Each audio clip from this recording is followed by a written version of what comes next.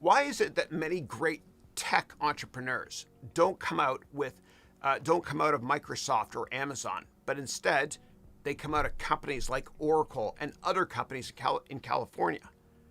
Well, Microsoft and Amazon's headquarters are not in California, they're in Washington State. And there's many reasons why California has a lot of successful tech companies, including the culture and the birth and evolution of the semiconductor industry in the 1960s in California. Okay? And one reason why California has more startups that nobody ever talks about is the free flow of labor and how these non-compete contracts are not enforced here in the state of California.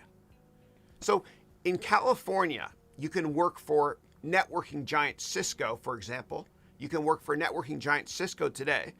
Then you can quit tomorrow and go work at competing firm Juniper Networks. Then you can quit Juniper immediately and come back to Cisco. You can't do this in most other states.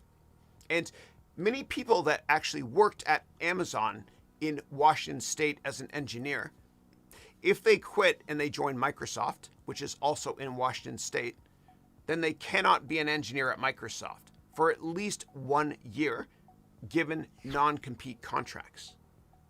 So what happens is this: the engineer that leaves Amazon to join Microsoft often works in the finance department at Microsoft for a year, and then they join the engineering team at Microsoft after that 1 year non-compete has expired.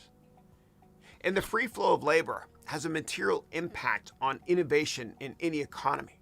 In Canada, where I'm proudly from, it's harder to let an employee go, and often an employee that gets let go in Canada can still come to work for 6 months or so in many situations.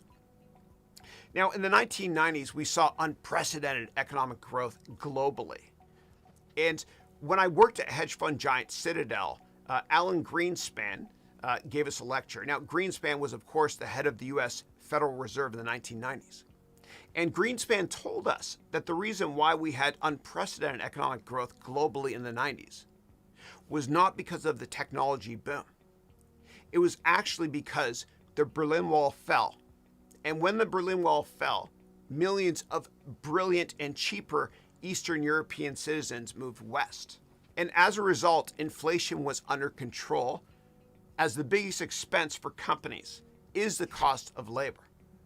So the bottom line is that many vibrant economies or states or provinces often prosper if there's a free flow of labor.